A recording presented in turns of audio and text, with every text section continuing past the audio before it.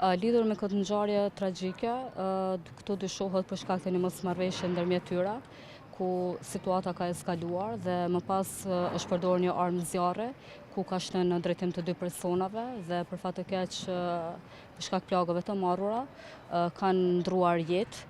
Dhe po ashtu edhe dyshuara kryesore e këtij akti ka ndruar jetë, të cilin e ka konstatuar Qendra Klinike Universitare e Kosovës. Pas pranimit të informatave, policia dhe njësitë e tjera relevante, në krye me prokurorën kujdestare nga Departamenti për Krime të Rënda, kanë dalë menjëherë në vendin e ngjarjes dhe kanë ndërmarrë të gjitha veprimet e para hetimore lidhur me këtë rast. Më pas është sekuestruar një armë zjarri, disa gëzhoja dhe disa prova të tjera relevante, të cilat do të ndikojnë ose do të ndriçojnë në sqarimin e plotë të rrethanave të këtij rasti. Ka qenë na ditë deri tash e kujt është arma?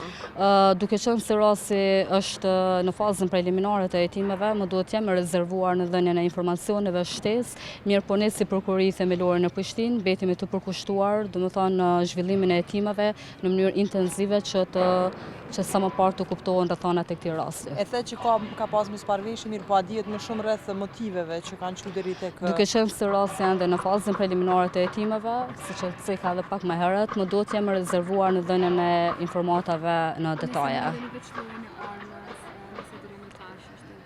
Nuk e kam këtë informat për shkak se jemi në fazën e hetimeve.